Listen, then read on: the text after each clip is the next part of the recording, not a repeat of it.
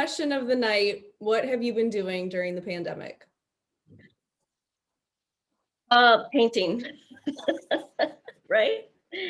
So I think we were talking about this before the pandemic hit, and you know, it was scary, of course, but you know, everyone's like in their own houses and doing their own things, and they're just like freaking out. I'm like, okay, this is how I feel all the time. Like, welcome to my world. You know, like artists are always in quarantine. We're always creating.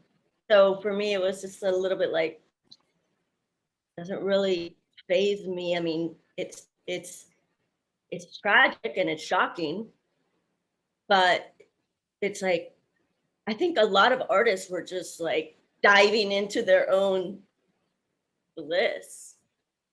Like, oh, everything's quiet. All the deer, did you see those pictures of the deers that went into the cities? Like all the animals started going back into the cities. Yeah. It was a weird time. Yeah, There's a lot of good things that happened. Yeah, that happened in the national parks. The animals were actually coming down closer and closer to the lodges and all that kind of stuff. Yeah, yeah. It was so quiet. And so I think artists, I think most people of the world kind of felt that kind of quietude, maybe like the whole planet. So I thought, you know, this is a shift. It's tragic, it's traumatic, but it's also like an enlightenment, I think, you know. Like, how do you take tragedy and move it into a place of light? So let's talk about your art for a minute. Like, if you could slide over a little and let everybody see that painting behind you, the flamenco dancer. Yeah. I mean, you can see that Marta's work has a lot of movement. You know, your figurative pieces are so well done, and they can see more pieces on your exhibitor booth. But so how do you capture all that movement? And then tell us about your parents. And did they paint also? Well, you know, when I love film. And so when I see, like when I visualize a painting, I'm actually visualizing a film in my head. So like I just do one painting and it's just like, I just try to capture the movement of, like, let's say a dancer, right? And sometimes I succeed and sometimes I don't. Like with this one here, I'm actually putting the Fibonacci sequence in my work again. And I used to do it when I was a little girl intuitively, and then you kind of get out of it. And I've been painting since I was 2, taught to paint by my grandmother. And so she taught me about the Fibonacci sequence. And she said, you know, this is what Leonardo da Vinci did and all of the greats. And I said, okay, I'm gonna do it too. And it works, you know. Fibonacci is amazing. It's mathematically like it's a seashell, you know, like how it just creates harmony. And so it brings harmony into people's lives. So instead of just, you know, giving them a painting, you're giving them like consciousness too. Yeah, that piece it's one of my favorites of yours, and you can see it behind you, but I do encourage the audience to go to your booth because it doesn't do it. Move to get it done. Yeah. And you're working on a publishing company, right?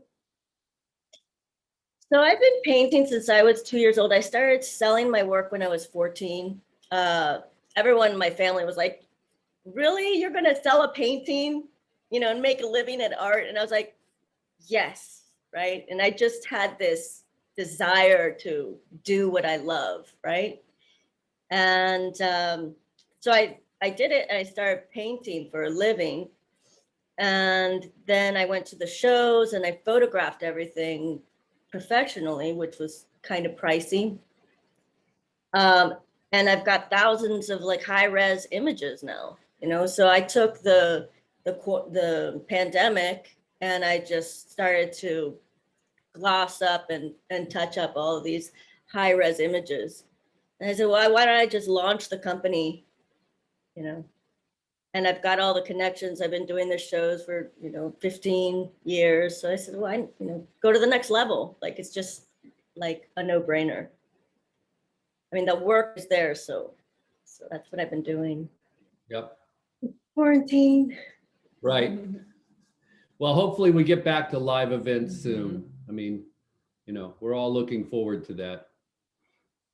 I think the live events I love to talk to people. So when you go to a show that, is Redwood, I love you guys because literally you talk to 1,000 people like in 5 days.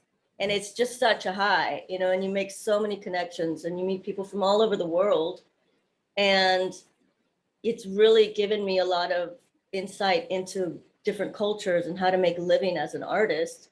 And it's people, as long as people are living in houses, they need artwork for those houses. I mean, it's a huge industry. It's true. And the housing market has been doing so well lately that there's going to be a lot of demand when we get back to live events for sure. A lot of empty walls. That's right. I know. And the art industry is actually taking off because everyone's sitting in their houses looking at their walls, right? Yep. So it's one of those industries that never dies. It's just, it just, all the artwork that I put out there, it has a, it doesn't depreciate. Art is like gold.